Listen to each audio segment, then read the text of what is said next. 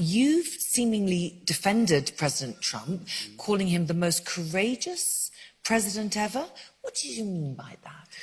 I think he was courageous at that time. Okay. Now I'm realizing that wasn't quite courage. Okay. I don't know what that is, honestly. I was like, man, he's making decisions that no president would ever make. Yeah. That man got courage. But then as time started going on, them decisions kept coming. And I'm like, well, there's no reason behind a lot of these positions that he's taken. And he's not taking the time to explain to people why he's making these decisions. And they're not translating well. So as much as I wanted to support him, because I was an underdog at one point, so I get it. You know, you come into D.C., non-politician, no background, no experience. Okay, let's give you a shot. Yeah, yeah. I'm cool, I'm gonna give you a shot, Mr. Trump, or President Trump. But then you start making decisions that just shows that you have no care for anything outside of what you want it to be. It became all about Mr. Trump, President Trump. So I just, and I could be wrong, but this is my personal opinion. I'm not speaking for everyone else, but I feel that when you become a president, your voice shouldn't only be for yourself. It should be for the people you represent. If you're going to make a decision shouldn't just be for yourself. It should be for the people you represent. And I think that there's a specific base that he has complete loyalty to, and it's completely obvious. I respect him having loyalty to his base, because you have to have loyalty to, you have to stand for something. But just admit that's what you're standing for. Yeah. Don't hide it or say, okay, I want a bill of love, when nobody in the bill feels loved.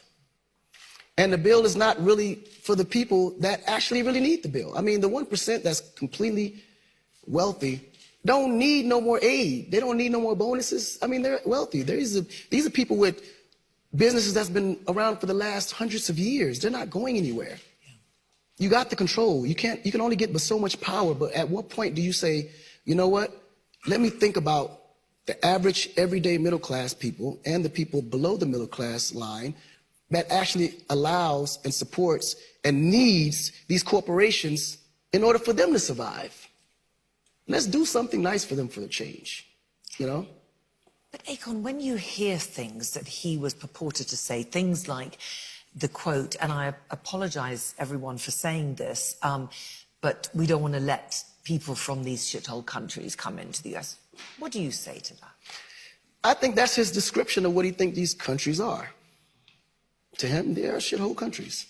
You know, he said it, and that's how he may feel about these particular countries, but that's only because he hasn't been in these countries. He hasn't been informed or advised of these countries. He doesn't have any experience of what these countries are.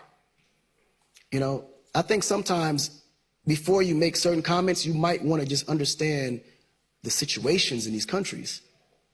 They're not shitholes by choice. Did I say that wrong? That wasn't supposed to sound right. Yeah. But it's by default. If you're not getting support, it's no different from a homeless man on the street. If he doesn't have the means to not be homeless, he's going to continue to be homeless. You're not going to say he's a shithole man. He doesn't have the means. He's not in the position you're in. His family wasn't born with money and gave you a seed to start your business. He had to start it from zero. Does it make you feel angry, though, because he was including parts of Africa?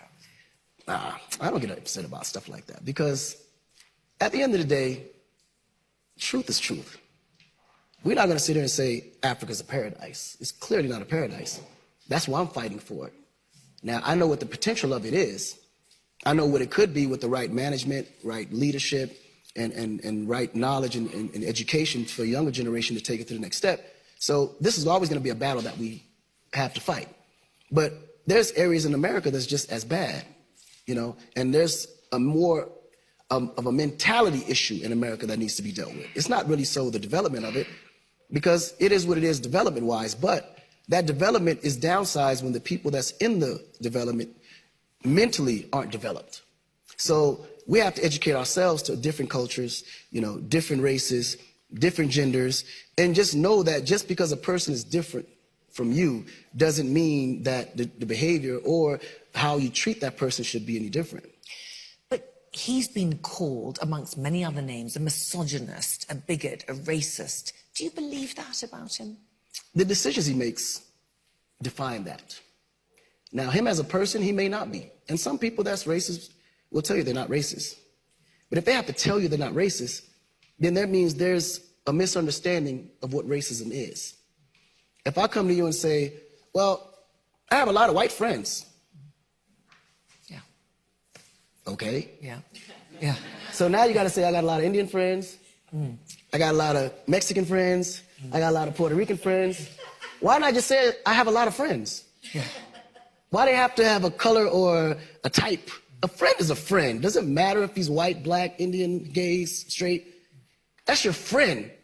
So that's someone you trust, a companion you can confide in. That's a friend. It shouldn't matter if that's a specific description of that person physically. So when you have to say that, then you're either racist or you don't understand what racism means. And I'm going to give him the reasonable doubt. I just don't think he understands what racism means. Hey there, thanks for checking out CNBC on YouTube. Be sure to subscribe to stay up to date on all of the day's biggest stories. You can also click on any of the videos around me to watch the latest from CNBC. Thanks for watching.